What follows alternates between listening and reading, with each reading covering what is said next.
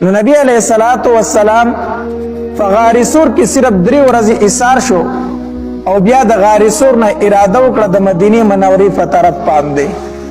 4 کسانو، یو نبی علیہ الصلوۃ والسلام په خپل، یو ابوبکر صدیق رضی الله تعالی عنہ او دریم سره د ابوبکر صدیق رضی الله تعالی عنہ آزاد شوی غلام عامر بن فهیره ورسره او یو ورسره لار خودون کې عبد الله ابن اریقط دلا په دغه ټیم کې مسلمان نو کافر وو، خدله د خلکو اجرت ورکو اعتمادي سړی او خلکو ته بیلار خودله.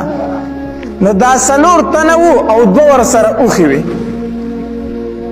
2 اوخي وي او د غار سور نه روان شو د مدینه منورې په طرف باندې. دا عبد الله ابن اریقط چې دوی نبی علیہ الصلوۃ والسلام او بکر صدیق رضی الله تعالی د دریاب غاړې طرف ته وستل، یو ناشنا لار وه دې د پاره چې د مکې خلک را پسې نشي.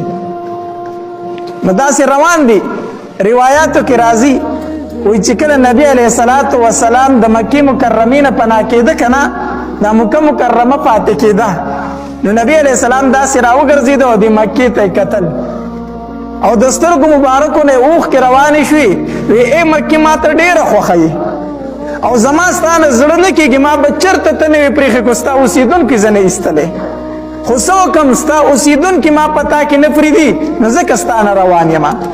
ځکه انسان چې په کم وطن کې پیدا شي که نه، په کم ملک کې پیدا شي که نه، خو هغه ډېر خړ پړ وي خو انسان ته ډېر خوږ وي، او که خپل وطن خوږ نه وي نو دا مسافر به تې په سرو سترګو نه تلو.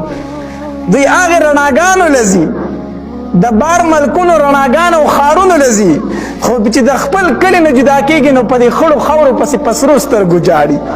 دا ولې؟ دا خپل کلی خپل وطن ډېر زیات خوږ وي. ځکه نو نبی علیہ الصلوۃ والسلام چې مکې ته داسې وکتل نو په ژړا شو، وی ای مکې که ستا اوسېدونکو زه ستا نه نه ایستلی نو ما به چېرته ته نه وې پرېښې.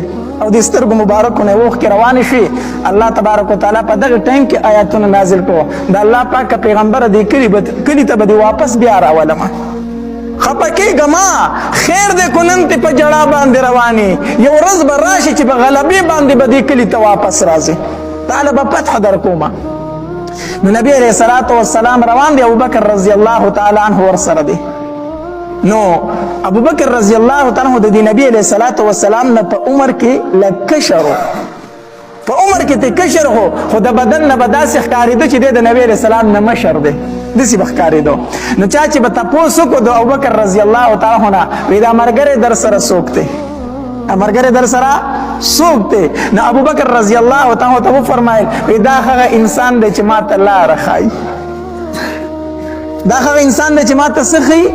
لاره ښایي. نو د خلکو به دا مطلب و چې کېدای شي دا ورسره لاره ښودونکی وي، ځان سره څوک روان کړی، او د ابوبکر رضی الله تعالی مطلب به دا و چې دا هغه انسان دی چې ما ته د جنت لاره ښایي، ما ته د جنت لاره ښایي. نو ابوبکر رضی الله تعالی دروغ نه ویلو، دا هغه په ذهن کې او په سوچ کې دا و چې دا هغه انسان دی چې ما ته د جنت لاره ښایي، خو بل سړي به تې دا فهم کړي چې دا ورته چېرته د مدینې منورې لاره ښایي.